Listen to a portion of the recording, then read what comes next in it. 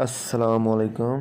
رسول اللہ صلی اللہ علیہ وسلم نے فرمایا، جو شخص صبح و شام 7 مرتبہ حسبی اللہ لا الہ الا هو علیہ توکلت وہو رب العرش العظیم پڑھ لے گا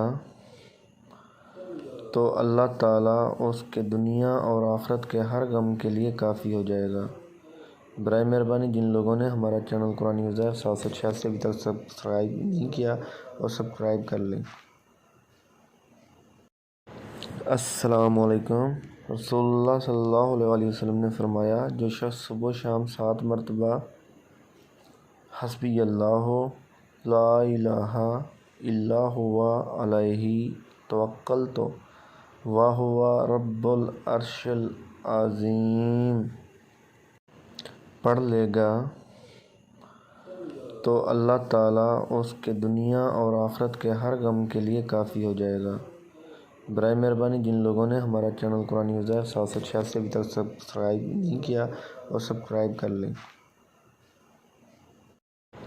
السلام علیکم۔ رسول اللہ صلی اللہ علیہ وسلم نے فرمایا، جو شخص صبح و شام 7 مرتبہ حسبی اللہ لا الہ الا هو علیہ توکلت وہو رب العرش العظیم پڑھ لے گا تو اللہ تعالیٰ اس کے دنیا اور آخرت کے ہر غم کے لیے کافی ہو جائے گا۔ برائے مہربانی جن لوگوں نے ہمارا چینل قرآن وظائف 786 ابھی تک سبسکرائب نہیں کیا اور سبسکرائب کر لیں۔ السلام علیکم۔ رسول اللہ صلی اللہ علیہ وسلم نے فرمایا، جو شخص صبح و شام 7 مرتبہ حسبی اللہ لا الہ الا هو علیہ توکلت وہو رب العرش العظیم پڑھ لے گا تو اللہ تعالیٰ اس کے دنیا اور آخرت کے ہر غم کے لیے کافی ہو جائے گا۔